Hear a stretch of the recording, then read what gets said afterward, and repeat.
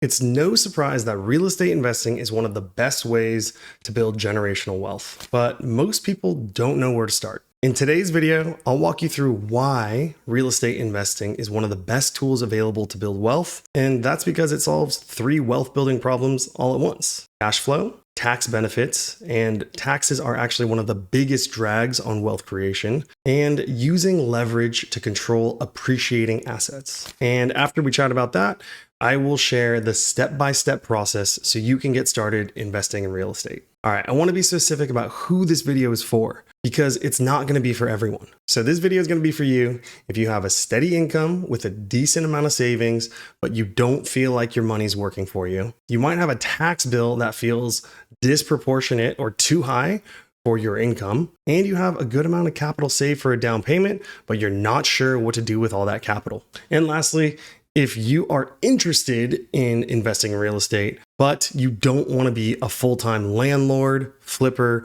or real estate investor. So to be clear, the video is not about becoming a full-time investor. It's really for you to learn how to add one asset class to your portfolio that does different things compared to your 401k, your stock portfolio, or a high yield savings account. And so if you're new to the channel, welcome. My name's Darren.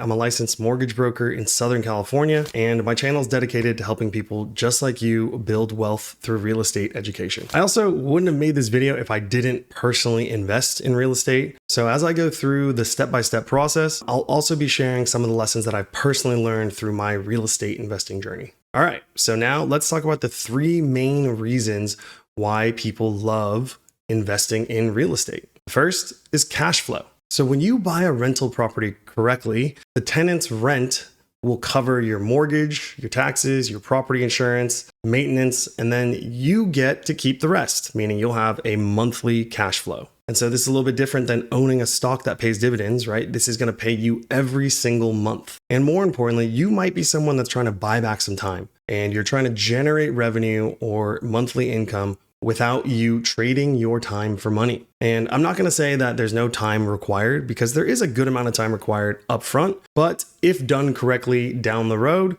this could be a fairly passive monthly income stream. All right, now the second reason is tax benefits. So you might be underestimating the tax benefits of investing in real estate. I would say for very high income earners, this is probably the main reason they start to invest in real estate. And so there are 2 very specific mechanisms to consider here.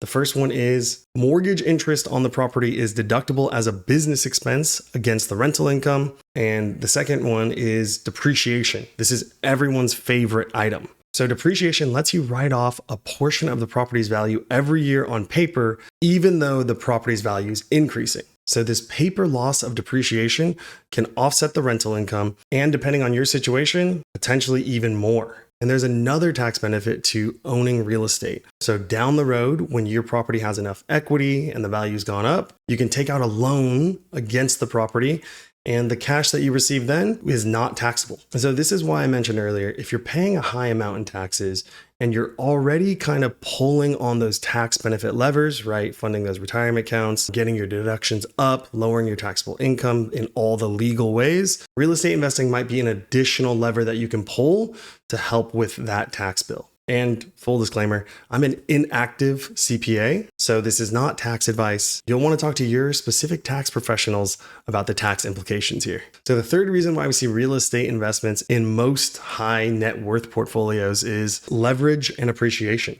So that's a 2-parter kind of combined together, but leverage and appreciation are the reasons why real estate is slightly different than other investment opportunities. I'm going to give you an example here. When you buy a stock, and you put in $20,000, you control $20,000 of that stock. When you buy real estate, you might put $20,000 as your down payment, but you end up controlling a $400,000 asset. And because you're getting a mortgage and someone else is funding that remaining $380,000 for you. Now, the powerful part of this, and this is the leverage piece, is that when that property increases in value or appreciates, the appreciation is on the entire $400,000 value, not just your $20,000 down payment. So here's an example scenario, right? If your property appreciates 5% in a year, you didn't only earn 5% on that $20,000. You earned the 5% on the full $400,000 value of the property. So if we look at the stock, $20,000 stock goes up 5%. You have $21,000 of value.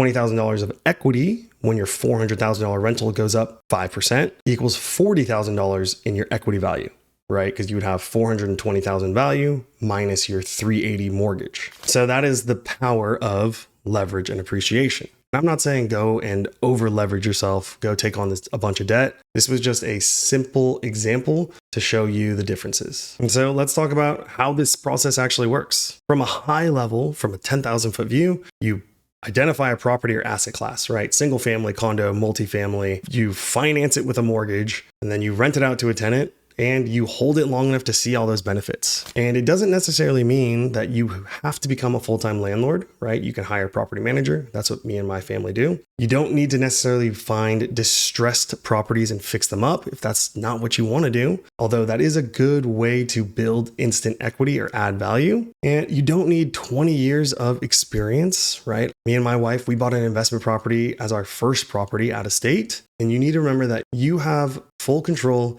and it's completely your decision on how you want to invest in real estate. And that leads me right into the 6-step process. The first step is make the decision. Second one is prepare your down payment. Third one is decide the market you want to invest in and your buying strategy. Fourth one is talk to a lender. Fifth one is your property search, and that'll be 3 different phases. And last but not least, hold and build wealth. So the first step I think is the most important, and this is probably the most important step in anything you do in life. You need to get clear and make the decision. So here's what to think about when making the decision. First, what's the long-term goal for real estate investing? Is it cash flow? Is it appreciation? Is it a blend of those two? Is it that you want to make sure that your kids or grandkids have a place to live when they're grown-ups too? This is going to be super specific to you and your long-term goals. The other thing to consider is how involved do you want to be? Do you want to self-manage the property? Do you want to hire a property manager? I would say most people are hiring property managers because they are busy with their life. They're investing in real estate to buy back time, right? You probably don't want to be answering a bunch of tenant calls. We're talking about a broken toilet and stuff like that. And either choice, completely fine. Another thing to consider is, are you going to invest where you live, or are you going to invest out of state? So I live in Southern California, and investment properties here require a ton of capital up front versus out of state where the purchase prices are much lower. So we personally bought a rental property out of state, and we knew that it'd mostly be for monthly cash flow, and it wouldn't have the same type of appreciation as if we bought here in California. There's no one right answer for this question or this step. It's really about what you want. Before you move on to any other steps, this needs to be answered. All right, the second step is prepare your down payment. Get clear on how much capital you're working with and how much you're willing to invest. Also consider, where is that capital coming from? Are you going to be liquidating stocks? Maybe you have a CD that's expiring soon. Maybe you inherited some money. Maybe you got a bonus. Just make sure you figure out the number that you're comfortable with investing. Once you come up with that number, that'll help you in step number 3, because that will help you come up with a realistic buying strategy. And just for some perspective here, when we bought our rental out of state, it was a mix of our personal funds from a savings account that we had just saved up. Every month we put money away, and then we actually took a personal loan from our credit union to help fund the purchase. So we didn't actually get a mortgage when we bought our property. It was a cash purchase. And so once you figured out how much capital you're willing to invest, that leads you to step 3. Decide the market you're going to be in and your buying strategy. So figuring out where to buy is a challenging one. I've been through that thought exercise multiple times. And when we bought our first rental, we weren't sure if we wanted to buy in California or out of state, but we ended up buying out of state because the capital we had available would not get us very much in California. And knowing that, it was a little bit less risk for us to buy a lower priced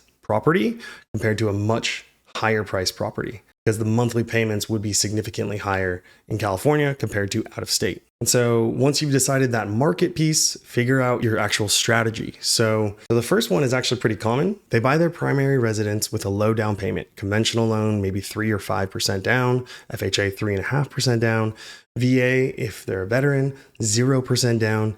And they just live in that house for a few years. They outgrow that house or they're moving, and they just convert that property into a rental instead of selling it. And so there's another buying strategy called house hacking. So that's, buying a 2-unit property and putting 3.5% down or 5% down, and then renting out one unit while living in the other unit. So I've seen some people even buy single family homes and then rent out rooms. That's called house hacking. I'm not going to go too deep into all the different strategies here, but this is really common for how people get started in real estate investing. They just buy their primary. It eventually turns into an investment once they outgrow it. The next buying strategy is buying it as an investment property using a conventional loan. So very similar to buying the property as a primary, except for you'll have a slightly higher rate. And to qualify, that lender will still look at your personal income and debts, and then they'll factor in the rental income to help you qualify. So I think a better buying strategy than using a traditional investment loan is using what's called a DSCR loan. And that stands for debt service coverage ratio. This is the cornerstone and foundation for commercial loans. This loan doesn't look at your personal income. It looks at the property as an investment. So it will qualify you based on the down payment and the property's rental income rather than your personal income. I think this is a really powerful loan for any real estate investor because it guarantees that the property's rents will cover the expenses. So if you're serious about buying a rental property and financing it, use the link down below and watch the video that I made breaking down how the DSCR loan works and how to calculate how to qualify. Now that you figured out step 3, the market that you're going to be in and the strategy that you want to use, go talk to a lender. Verify what current interest rates are and get real numbers based on the scenarios you're looking at. This is going to allow you to move forward with confidence. And so talking to a lender will help you get pre-approved. And this will also tell you exactly what price range you can be looking in. And lucky for some of you, you're looking at a licensed lender in these states. So if you want to chat about your specific scenario in one of those states, email me at darren@realdarrensci.com. And hopefully whatever lender you speak with gets you fully pre-approved and allows you to move forward into step number 5, the property search with full confidence. And step number 5 has 3 parts. So the first phase is the actual search. This is where you're looking for the properties that match all the criteria that you set out: location, property, price, and cash flow. The second phase is after you found that property, you're going to start negotiations. So you're going to go ahead and you are going to submit offers on properties that match your criteria. And when you submit offers, you're going to have negotiation terms like the purchase price, how long escrow is going to be, is the property going to be delivered with tenants or not, things of that nature. And the last phase of the search is escrow and closing. So once your offer has been accepted, you're going to go ahead and start doing your due diligence. What do I mean by that? You're going to get inspections, you're going to get an appraisal, and you're going to work through any issues that could come up in the escrow process, like title. But hopefully everything works out perfectly for you and you go ahead and close on your investment property. A quick lesson here. When we got to this stage, escrow and closing, on our first investment property, the purchase price of the property was $150,000, and the inspections showed that the property needed $20,000 of foundation repairs. So $20,000 was not something we budgeted or calculated. So we asked the seller to make those repairs, and they did not agree. So we actually canceled that purchase and we moved on to a different property. So things don't always work out perfectly, but it is super important you get those inspections and do your due diligence. And now we have the last step in the process, which is build wealth. You are now owner of this investment property, and from here on out, it's your job to manage the asset well. So what do I mean by that? Are you going to be self-managing? Are you going to be handing it over to a property manager? And you need to figure out, how do I get the best return from this asset? And to give you some perspective here, when we bought our rental, it had a lot of deferred maintenance. So we bought it and we basically immediately repaired the roof. We did some minor cosmetic things to it, and we made sure it was okay with the tenant that was in there. So we didn't want to have all these calls from our property manager about minor repairs down the road. So we just did everything up front. It cost us some money up front, but it ended up giving us a lot of peace of mind, and it made the tenants extremely happy that it was done then. And after you've got the property in a really great spot, that's when you can let the cash flow, the tax benefits, and the appreciation compound over time. So the truth is that the process is pretty simple, but what slowed me down and what might be slowing you down is applying that process to your specific scenario. And that's why I think step 1, making a decision, is so important. Before you decide to do anything, I would ask, what are your long-term financial goals?